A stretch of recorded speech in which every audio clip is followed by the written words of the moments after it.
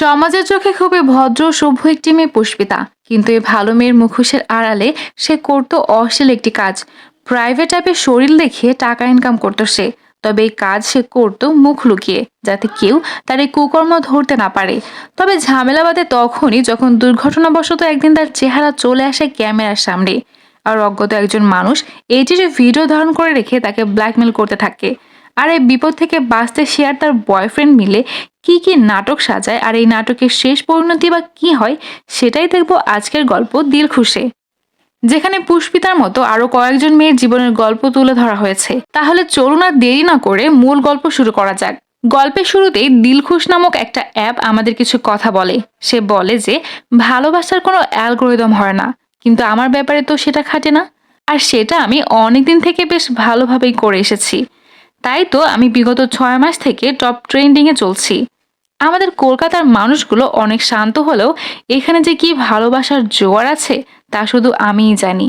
তো এরপরে দিলখুশ অ্যাপ আমাদের এই গল্পের প্রধান চরিত্রের সাথে পরিচয় করিয়ে দেয়। প্রথমে দেখানো হয় তৃষা ভট্টাচার্যকে। তৃষার সকালে শুরু হয় সোশ্যাল মিডিয়া দিয়ে। সেখানকার পোস্টে কতগুলো লাইক হয়েছে সেই সবগুলো গুণে, কারণ সে একজন ইনফ্লুয়েন্সার। তার মা একজন জনপ্রিয় অভিনেত্রী। তাই কাজের ব্যস্ততার জন্য তার মা তাকে তেমন সময় দিতে পারে না।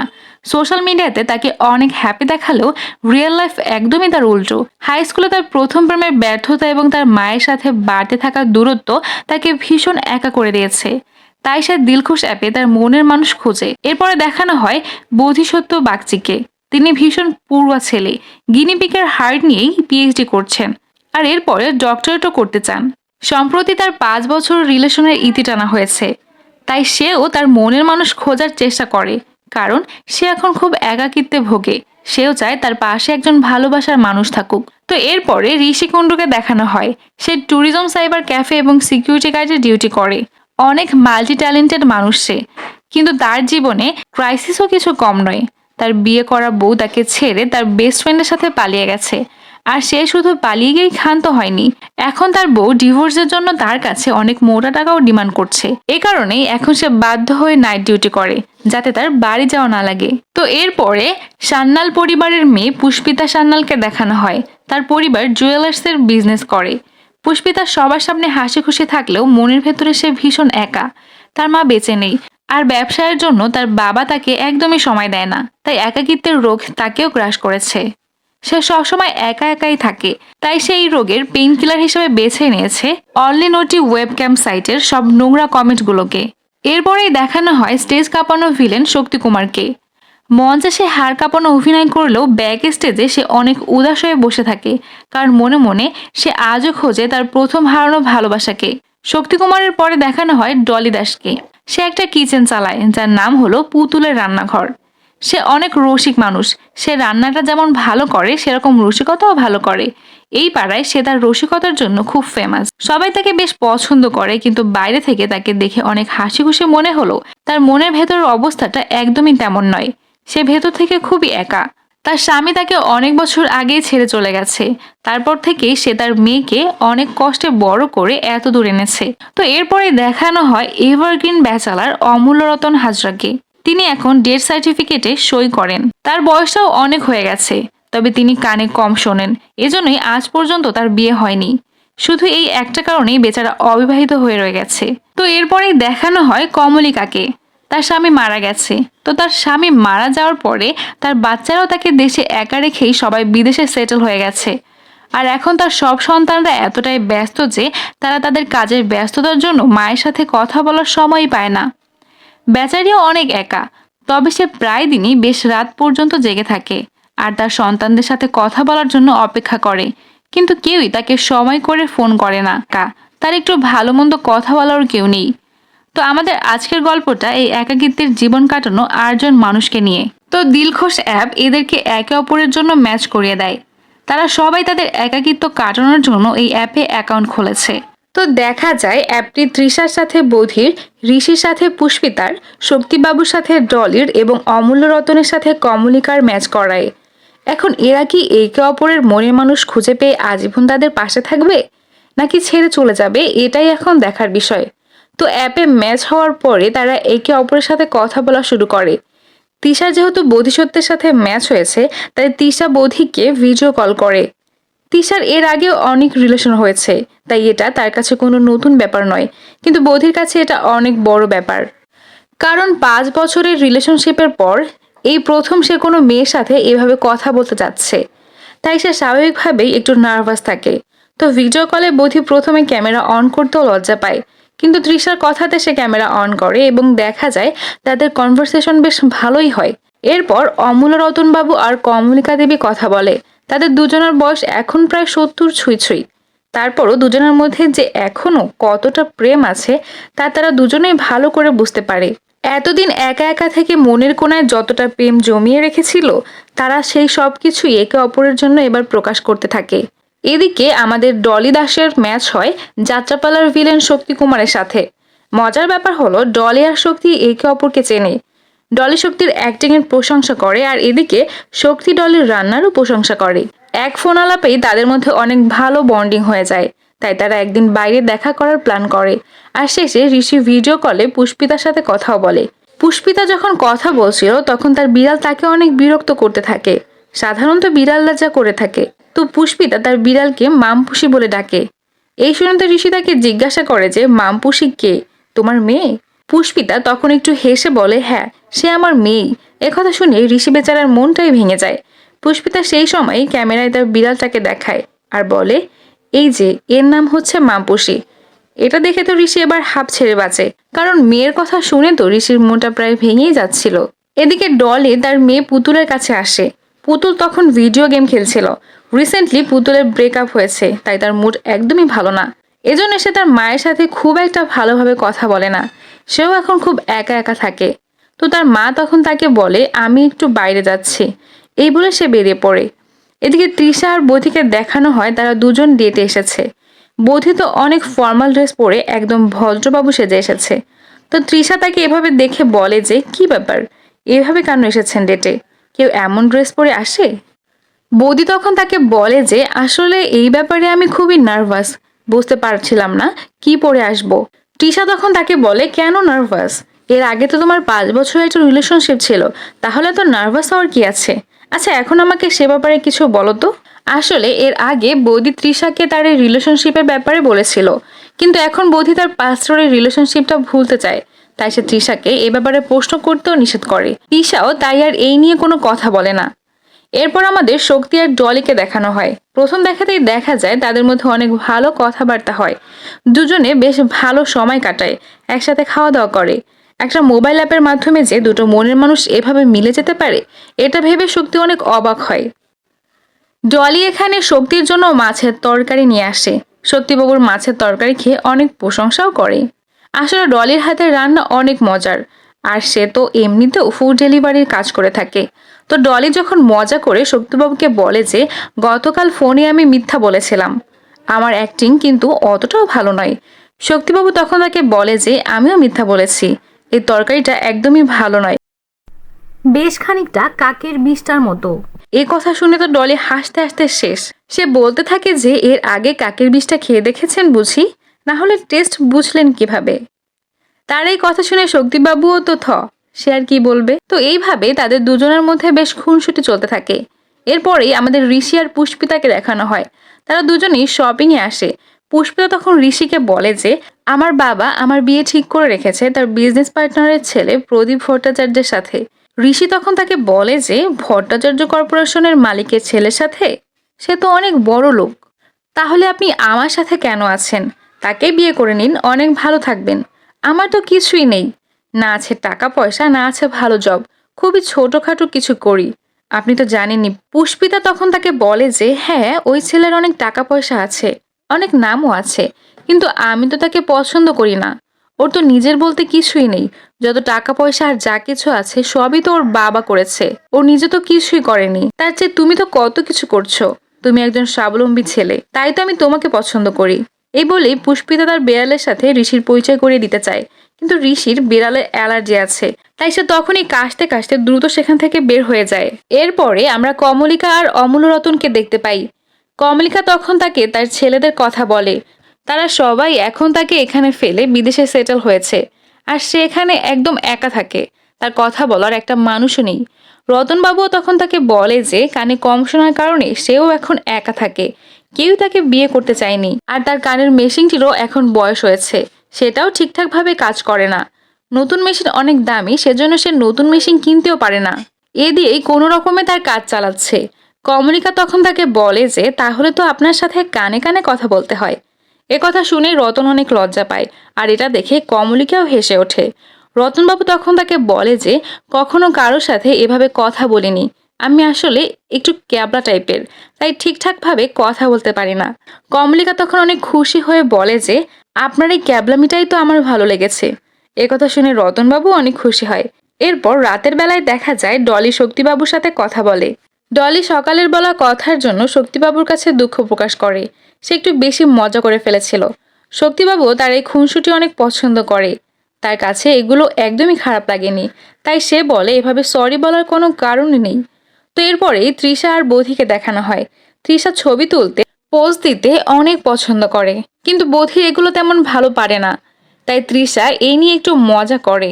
কিন্তু মজা করতে করতে তৃষা হুট করে বোধির বাবাকে টেনে আনে, কিন্তু বোধির বাবা তো আর বেঁচে নেই, তাই এটা বোধির কাছে অনেক খারাপ লাগে। এজন্যই সে সেখান থেকে রাগ করেই চলে যেতে লাগে। তৃষাও তখন রিয়েলাইজ করতে পারে যে সে হয়তো একটু বেশি মজা করে ফেলেছে। সেও তো তার বাবা মা থেকে অনেক দূরে থাকে, তাই সে বোঝে যে মা বাবা থেকে দূরে থাকলে কেমন লাগে। তাই সে এবার বোধিকে ডাক দেয়, কিন্তু বোধি তো সেখান থেকে চলেই যায়। এদিকে আমাদের পুষ্পিতাকে দেখানো হয়। রাতের বেলায় সে তার ক্যাম্প শো শুরু করে। সে সবসময় ফেস হাইড করেই ক্যাম্প শো চালাতো, কিন্তু আজ যখন সে ক্যাম্প শো শুরু করে তখন হঠাৎ করেই ওয়েব ক্যামের উপরে তার বিড়াল লাফ দেয়। এর ফলে ক্যামেরাটা ঘুরে যায় আর পুষ্পিতার মুখ দেখা যায়। এই দেখে তো পুষ্পিতা অনেক ভয় পেয়ে যায়, আর সাথে সাথেই সে তার ক্যামেরা বন্ধ করে দেয়। কিন্তু কিছু সময়ের জন্য হলেও সেখানে পুষ্পিতার ফেস দেখা গিয়েছিল, এজন্যই পুষ্পিতা অনেক টেনশনে পড়ে যায়। আর এটা যদি কোনোভাবে তার বাড়ির লোকজন জেনে যায় তাহলে অনেক বড় বিপদ হয়ে যাবে। এদিকে ঋষি পুষ্পিতাকে অনেকবার ফোন করে, কিন্তু পুষ্পিতা তো অনেক টেনশনে ছিল, তাই সে ফোন রিসিভ করে না। তো এর পরের দিন দেখা যায় পুষ্পিতা ঋষির সাথে দেখা করতে আসে, তবে সে ঋষির সাথে ভালোভাবে কথাই বলছিল না। তাই ঋষি তাকে জিজ্ঞাসা করে যে কি হয়েছে, তুমি এমন করে আছো কেন? তখন পুষ্পিতা তাকে বলে যে তার বাবা যদি জেনে যায় যে সে তার সাথে দেখা করেছে তাহলে তো তাকে মেরেই ফেলবে। তাই পুষ্পিতা বলতে থাকে আমি এজন্য এখানে এসেছি তোমার সাথে দেখা করতে। পুষ্পিতা আরো বলে যে আমি বাড়িতে বলে এসেছি প্রদীপ সারপ্রাইজ দেওয়ার জন্য আমার সাথে দেখা করতে এসেছে। ঋষি তখন অনেক মজার মজার কথা বলে আর পুষ্পিতার মন ভালো করে দেয়। আগের দিন তৃষার সাথে বোধির একটু মনোমালিন্য হলে বোধি রাতের বেলায় তৃষার সাথে কথা বলে এবং তাদের মধ্যে সম্পর্কটা আবারও ভালো হয়ে যায়। তৃষাকে একটু ইমপ্রেস করার জন্য সে তৃষার সাথে দেখা করতে অনেকটা স্টাইল দিয়ে আসে। এদিকে আমরা ডলি আর শক্তিকে দেখতে পাই। ডলি তখন শক্তিকে জিজ্ঞাসা করে যে জীবনে আপনার সবচেয়ে বড় দুঃখ কি বলুন তো। শক্তি তখন বেশ খানিকটা ভেবে বলে যে এর আগে আমি অনেক শো করেছি, আমার শো দেখতে অনেক দূর দূর থেকে মানুষ এসেছে, পুরো গ্যালারি ভরে যেত, কিন্তু আমি শো শেষে যখন ব্যাক স্টেজে যেতাম তখন বুঝতাম আমি কতটা একা, ব্যাক স্টেজে আমাকে আর দেখার মতো কেউ থাকতো না। একথা শুনে ডলিও অনেক ইমোশনাল হয়ে যায়। এরপরে রতনবাবু আর কমলিকাকে দেখানো হয়, তারা একসাথে অনেকটা ভালো সময় পার করে। কমলিকা তখন রতনবাবুকে একটা ভালো কানের যন্ত্র গিফট করে, যাতে সে একটু ভালোভাবে কানে শুনতে পায়। তো এই গিফট পেয়ে তো রতনবাবু অনেক খুশি হয়ে যায় যে এতদিন অন্তত কেউ তার কথা ভাবলো। এরপর রাতের বেলায় তখন দেখা যায় শক্তিবাবু আর ডলি একসাথেই বাড়ি আসে। তারা সারাদিন তাদের জীবন নিয়ে অনেক গল্পগুজব করে আর বেশ হাসি ঠাট্টাও করে। সময়টা ভালোই কাটে দুজনের। তাদের পরিস্থিতি এমন যে তারা এখন তাদের জীবনকে নিয়েও মজা করে, আর এসব তারা দুজনে বেশ এনজয় করে। তো এভাবেই কথা বলতে বলতে হঠাৎ করেই ডলি শক্তিবাবুকে তুমি বলে সম্বোধন করে ফেলে। এজন্য সে সাথে সাথেই তার কাছে মাপ চেয়ে নেয়, কিন্তু শক্তিবাবু তাকে তুমি করেই বলতে বলে। সে বলে যে এদের সম্পর্ক গভীর হয়। তো বিদায় নেওয়ার সময় ডলি শক্তিবাবুকে কিস করে। এতে তো শক্তিবাবু অনেক বেশি লজ্জা পায়, লজ্জায় তো তার মুখ লাল হয়ে যায়, আবার মনে মনে অনেক খুশিও হয়। যাই হোক, এরপরে আমাদের পুষ্পিতাকে দেখানো হয়। সে যেটার ভয় পাচ্ছিল সেটাই হয়েছে। ক্যাম্প শো এর ওয়েবসাইট থেকে কেউ তার সেই ভিডিওটি ডাউনলোড করেছে। যদিও পুষ্পিতা অনেক দ্রুত সেই ভিডিও সরিয়ে দেয়, তারপরেও কেউ একজন সেই ভিডিওটি ডাউনলোড করে নেয়, আর এই ভিডিও দিয়েই সে পুষ্পিতাকে ব্ল্যাকমেল করছে। সে পুষ্পিতাকে হুমকি দেয় যে যদি পুষ্পিতা 20 লাখ টাকা না দেয় তাহলে সে এই ভিডিওটি ভাইরাল করে দেবে। এই দেখে পুষ্পিতা অনেক ভয় পেয়ে যায়, কারণ এই ভিডিওটা ভাইরাল হলে তাদের বাড়ির মান সম্মান সব ধুলোয় মিশে যাবে আর তার বাবা মা তাকে মেরেই ফেলবে। এদিকে রাতের বেলায় কমলিকা দেবী রতনবাবুকে ফোন দেয়। কমলিকা দেবী অনেক টেনশনে ছিল, কারণ 1 সপ্তাহ পর তার ছেলেরা দেশে ফিরছে।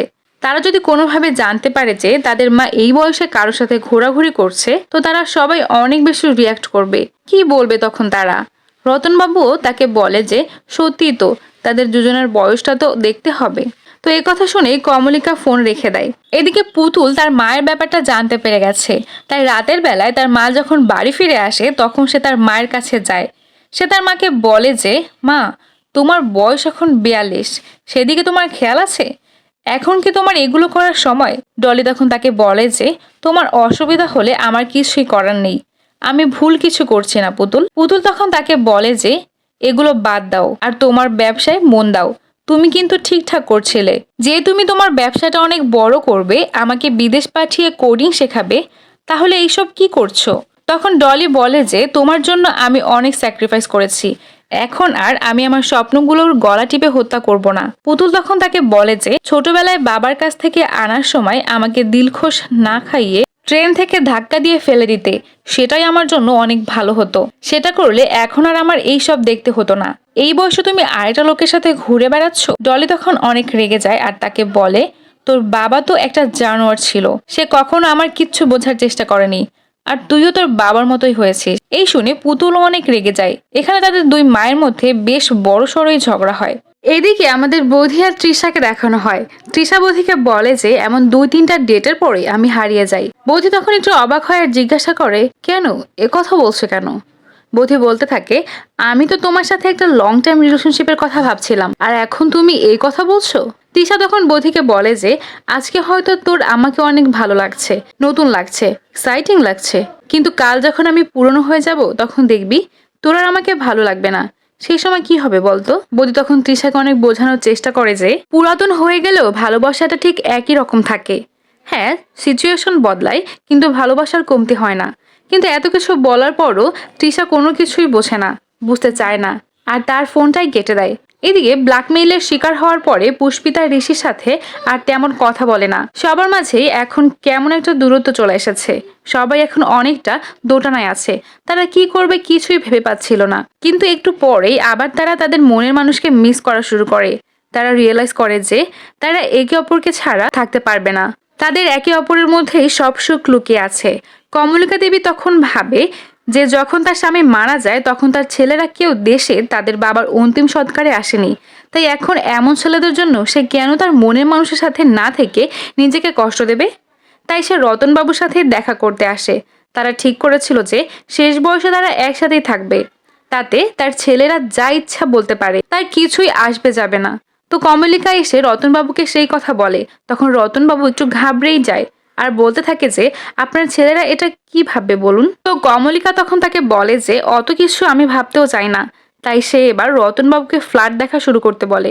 রতনবাবুও তো অনেক খুশি হয়ে যায়। এদিকে তৃষা বৌদির সাথে দেখা করতে আসে। ক্লাস 8-এ পড়ার সময় একটা ছেলের সাথে তৃষার রিলেশন ছিল। তৃষাও তাকে অনেক পছন্দ করত, কিন্তু সেই ছেলেটা তাকে চিট করে। তাই লং টাইম রিলেশনশিপে থাকতে এখন বেশ ভয় পায়। বৌদি তখন তৃষাকে কথা দেয় যে সে সব সময় তার পাশে থাকবে, সে যেন এসব নিয়ে আর চিন্তা না করে। এটা শুনে তৃষার অনেক ভালো লাগে। সে ভাবে যে এবার বৌদির সাথে হয়তো তার জীবনটা ভালোভাবে কাটাতে পারবে। তো এরপরে ডলি শক্তিবাবুর সাথে দেখা করতে আসে। ডলি স্ট্যান্ড আপ কমেডিয়ান হতে চায়। এই ব্যাপারে শক্তিবাবু তাকে সব রকম হেল্প করে, আর এতে ডলিও অনেক খুশি হয়। তবে শক্তিবাবু এখন তাদের বন্ধুত্ব নিয়ে ভয় পায়। সে ডলিকে আরেকবার ভেবে দেখতে বলে, কারণ সে চায় না যে তার জন্য তাদের মা মেয়ের সম্পর্ক খারাপ হোক।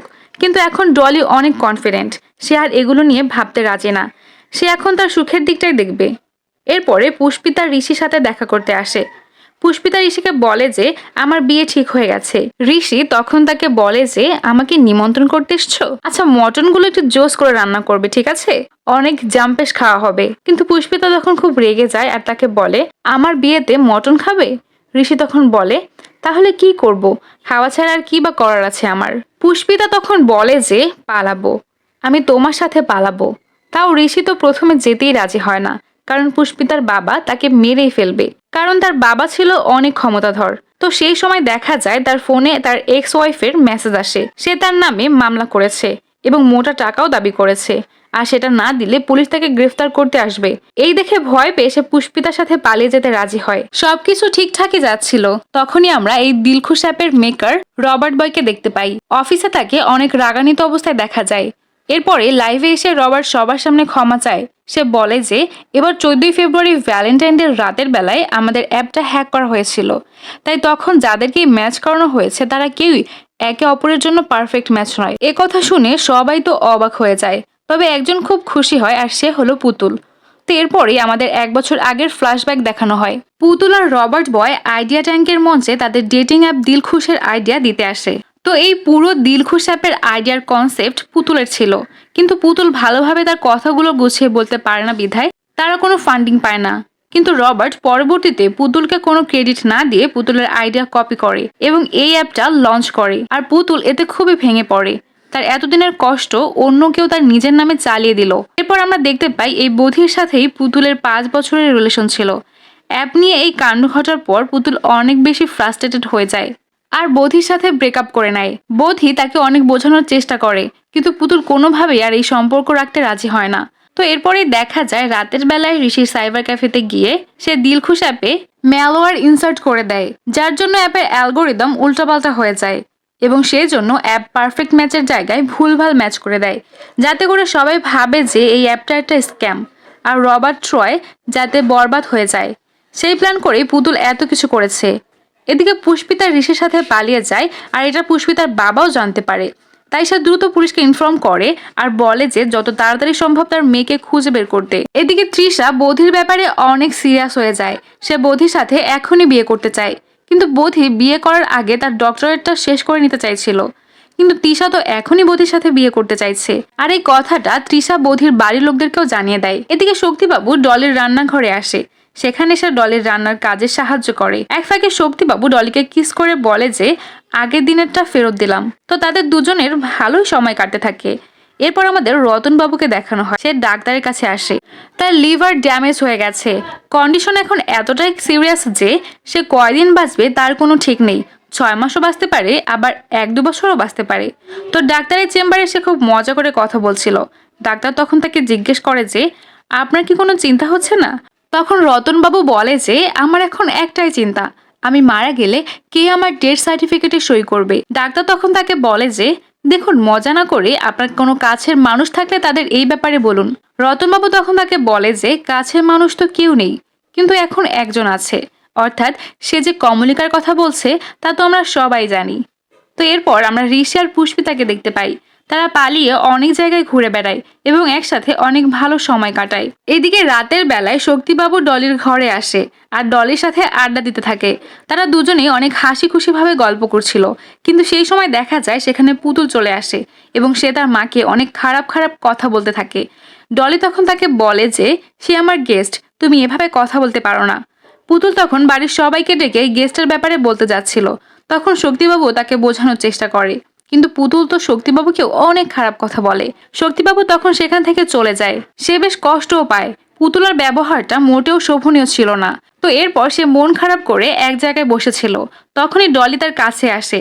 শক্তিবাবু তখন ডলিকে তার পুরনো প্রেমিকার কথা বলে যে তাকে একা রেখেই চলে গিয়েছিল।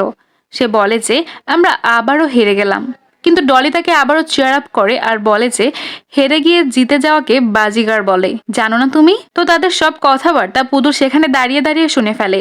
এরপর আমাদের কমলিকাকে দেখানো হয়। তার ছেলে তাকে ফোন করে আর দেখা যায় তার ছেলে জানতে পেরে গেছে যে তার মা এখন অন্য একটা লোকের সাথে থাকছে। এইসব শুনে তার ছেলে অনেক রাগ করতে থাকে। সে তার মাকে বলে যে কোথায় আছো?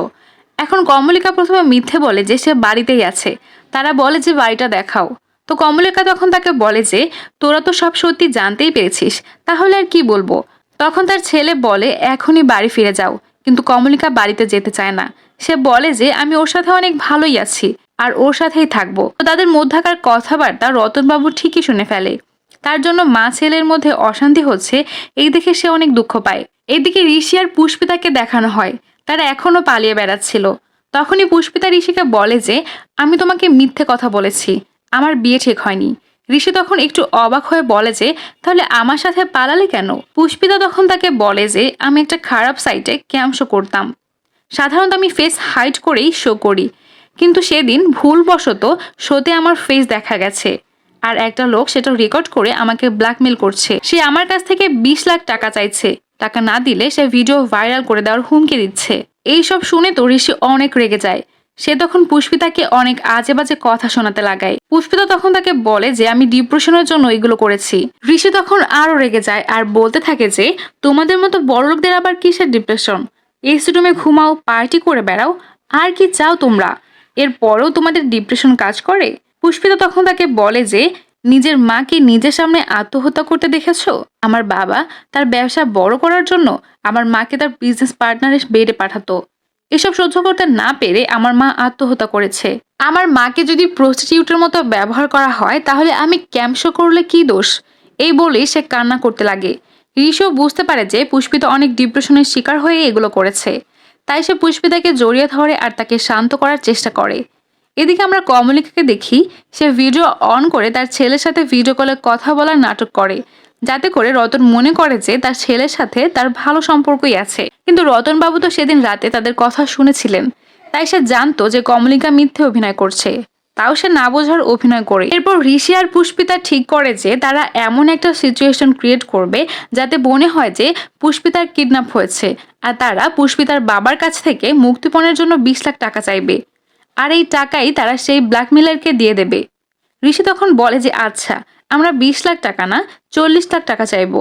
আমার ডিভোর্সের জন্য 20 লাখ টাকা লাগবে। তো এর আগে ঋষি পুষ্পিতাকে বলেনি যে তার বিয়ে হয়েছে। তো এই কথা শুনে পুষ্পিতা অনেক রেগে যায়। তখন ঋষি পুষ্পিতাকে সবকিছু খুলে বলে যে তার স্ত্রী তাকে ধোকা দিয়ে তার বেস্ট ফ্রেন্ডের সাথে পালিয়ে গেছে, আর এখন মামলা করে উল্টো ডিভোর্সের জন্য 20 লাখ টাকা চাইছে। টাকা না দিলে আমাকে জেলে যেতে হবে। তো এই সব কিছু শুনে পুষ্পিতাও শান্ত হয়ে যায়। ঋষির ব্যাপারটা সেও বুঝতে পারে। এরপর আমাদের পুতুল আর বৌধিকে দেখানো হয়।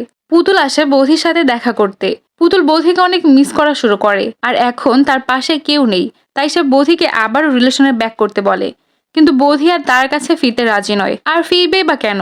সে এখন তো তিশাকে নিয়ে সিরিয়াস। এর আগে তৃষা তাকে বিয়ে করতে চাইলে তার তখন কনফিডেন্স ছিল না, কিন্তু এখন সে তৃষাকেই বিয়ে করতে চায়। তাই পুতুলের কাছে ব্যাক আসাটা এখন মোটেও পসিবল নয়। তো বৌধি তৃষাকে মেসেজ করে বলে যে আমি তোমাকে অনেক ভালোবাসি, তোমাকে ছাড়া আমি থাকতে পারবো না। তাই যখনই তুমি চাইবে তখনই আমরা বিয়ে করব। তো বৌধির রিলেশনে ব্যাক না করায় পুতুল অনেক বেশি ডিপ্রেসড হয়ে যায়। তাই সে অনেক বেশি ড্রিঙ্ক করে বাড়ি ফেরে। তার মা তখন খাবার খাচ্ছিল, তো মদ খেয়ে মাতাল হয়ে সে তার মাকে অনেক খারাপ খারাপ কথা বলতে থাকে। এই সব কিছু শুনে তো ডলি তাকে বাড়ি থেকেই বের হয়ে যেতে বলে, কিন্তু পুতুলের তো তখন মাথায় ঠিক ছিল না। তাই সে রাগের চোটে খাবারের থালা দিয়ে ডলির মাথায় আঘাত করে। তো এই আঘাত করার সাথে সাথেই পুতুল রিয়েলাইজ করে যে সে অনেক খারাপ কাজ করেছে। তাই সে সাথে সাথেই তার মাকে সরি বলে, কিন্তু তার মা সেখান থেকে চলে যায়, কারণ সে খুবই কষ্ট পেয়েছিল। এদিকে অনেকদিন পরে বৌধি আর তৃষা বেশ ঘোরাঘুরি করে। পুতুল তখন বৌধিকে মেসেজ দেয় আর তাকে রিলেশনে ব্যাক করার কথা বলতে থাকে, কিন্তু বৌধি তাকে এইভাবে মেসেজ দিতে বারণ করে। এদিকে রতনবাবুর অবস্থাও অনেক খারাপ হতে থাকে, তার রক্তবমি পর্যন্ত হয়। কিন্তু সে এই ব্যাপারে কমলিকাকে কিছুই বলে না, কারণ সে জানে কমলিকা টেনশন করবে। এরপর দেখা যায় ডলি শক্তিবাবুর কাছে আসে। শক্তিবাবু ডলির মাথায় ব্যান্ডেজ লাগিয়ে দেয়। সে ডলিকে বলে যে ব্যাপারটা আর একবার ভেবে দেখলে হতো না, কিন্তু ডলি তার সিদ্ধান্তে অটল। সে স্ট্যান্ড আপ কমেডিয়ান হয়েই ছাড়বে। এদিকে ঋষি আর পুষ্পিতা একটি ভিডিও বানায় যেখানে পুষ্পিতা কিডন্যাপ হওয়ার নাটক করছে এবং সে তার বাবার কাছ থেকে 50 লাখ টাকা চাইছে। সে দ্রুত তার বাবাকে টাকা পাঠিয়ে দিতে বলে।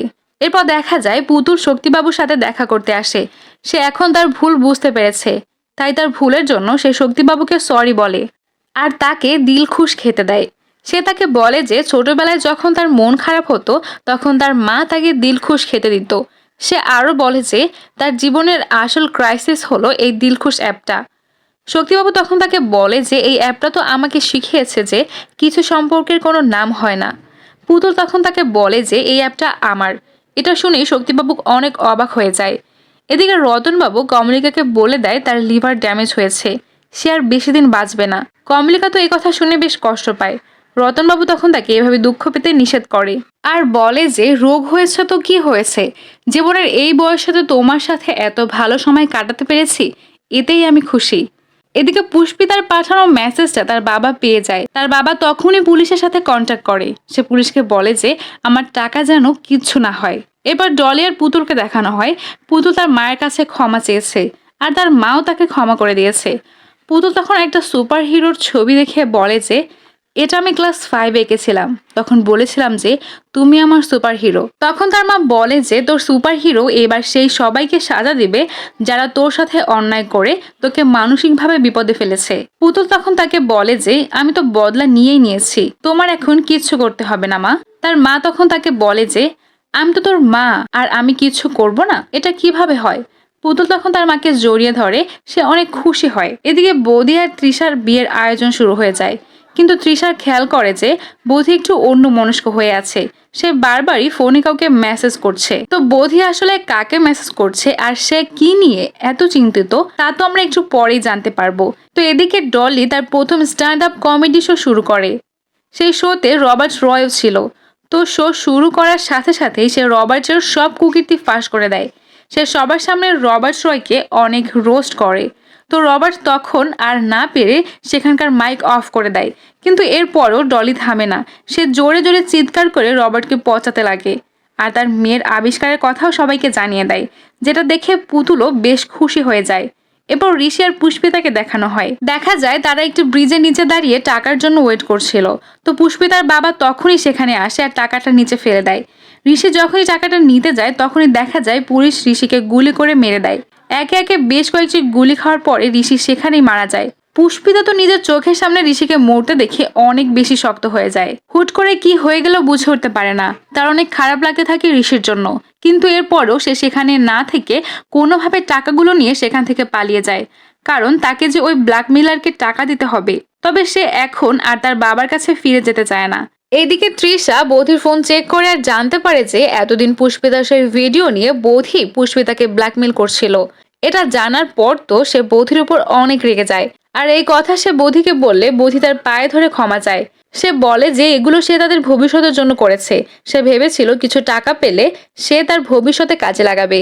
তবে এখন সে আর পুষ্পিতাকে ব্ল্যাকমেল করবে না। সে এইসব বাদ দিয়ে দিচ্ছে। তৃষা তখন বৌধিকে ক্ষমা করে দেয় এবং তারা বিয়েও করে নেয়। বিয়েতে বৌধির এক্স গার্লফ্রেন্ড পুতুল্য আসে আর তার মায়ের কথাতে সেই তাদের বিয়েতে সাক্ষী দেয়, কারণ তার মা চাইছিল যাতে তার মুভ অন হয় এবং সে স্ট্রং হয় জীবনে। এদিকে ডলি তার স্ট্যান্ড আপ কমেডি ভালোই করছে। শক্তিবাবু এখন তার অভিনয় থেকে রিটায়ারমেন্ট নিয়েছে। ডলির স্ক্রিপ্ট এবং ম্যানেজারের দায়িত্ব সামলাচ্ছেন। তারা বিয়েও করেনি, আবার একসাথেও থাকে না। এরপরও এক অদ্ভুত বন্ধুত্বের সম্পর্ক তাদের। আর এদিকে রবার্ট রয়ের সব জালিয়াতি বের হয়ে আসার পরে সে এখন একেবারে ফকির হয়ে গেছে। অন্যদিকে বাবার কাছ থেকে নেওয়ার টাকা নিয়ে পুষ্পিতা এখন তার বিজনেস শুরু করেছে। সে সেই দিলখোশ অ্যাপটা কিনে নিয়ে এর দায়িত্ব দিয়েছে পুতুলকে। সেও এখন তার জীবনে অনেক ভালো আছে। আর বছর 2-1 পরে আমরা দেখতে পাই যে বোধের এখন ফুটফুটে একটা কন্যা সন্তান হয়েছে। আর সে এখন তার সন্তানকে সামলাতে দক্ষ হয়ে উঠেছে বেশ। তার এবং তৃষার সংসার ভালোই চলছে। এরপর আমরা দেখি তৃষাকে সে এখন বিভিন্ন কাপলদেরকে ইন্টারভিউ নিয়ে থাকে। আর এমন ইন্টারেস্টিং কনসেপ্ট বেছে নেওয়ার কারণে তার ইউটিউব চ্যানেলও অনেক বেশি গ্রো করেছে। সবাই তাকে অনেক পছন্দ করে। যাই হোক, তো আজ সে ইন্টারভিউ নিচ্ছে রতনবাবু আর কমলিকা দেবীর। তৃষা তখন রতনবাবুকে জিজ্ঞাসা করে যে এই বয়সে এমন একটা রোগ নিয়ে একসাথে থাকতে ভয় লাগে না, হারিয়ে ফেলার ভয়। রতনবাবু তখন তাকে উত্তর দেয় যে প্রেমের সাগরে একবার যখন ডুব দিয়েছি তখন আর কোনো ভয়ই নেই। আর এই বয়সে যখন আমার সোলমেট আমার পাশে আছে তখন আবার কিসের ভয়। আমার বিশ্বাস আছে যাই হয়ে যাক না কেন আর যতই দুর্যোগ আসুক না কেন সে সব সময় আমার পাশে আছে আর থাকবে জীবনের শেষ দিন পর্যন্ত। আর সবশেষে তিনি বলেন আর আমি এটাই আশা করি যে পৃথিবীর সব ভালোবাসাগুলো এভাবেই ভালো থাকুক। তো এর মধ্য দিয়ে এই গল্পটি শেষ হয়ে যায়। এই গল্পের মাধ্যমে এটাই বোঝানো হয়েছে যে সমাজের কাছে যা অসঙ্গতিপূর্ণ প্রেমের ক্ষেত্রে তা খুব সহজেই আশকারা পায়। আসলে ভালোবাসার শক্তিটাই এমন যে কোনো প্রতিকূলতাকে জয় করার ক্ষমতা রাখে। তাই সেই সব প্রতিকূলতাকে পেরিয়ে পৃথিবীর প্রত্যেকটা ভালোবাসা আজীবন বেঁচে থাকুক সেটাই আশা করছি। যাই হোক, তো গল্পটা আপনাদের কাছে কেমন লেগেছে সেটা অবশ্যই আমাদের কমেন্ট করে জানাবেন। যদি এতটুকু ভালো লেগে থাকে তাহলে একটি লাইক দিয়ে যাবেন। আমাদের চ্যানেলে প্রতিনিয়তই নতুন নতুন ভিডিও আপলোড করা হয়। সেই সব ভিডিওর আপডেট পেতে আমাদের চ্যানেলটিকে সাবস্ক্রাইব করে রাখুন।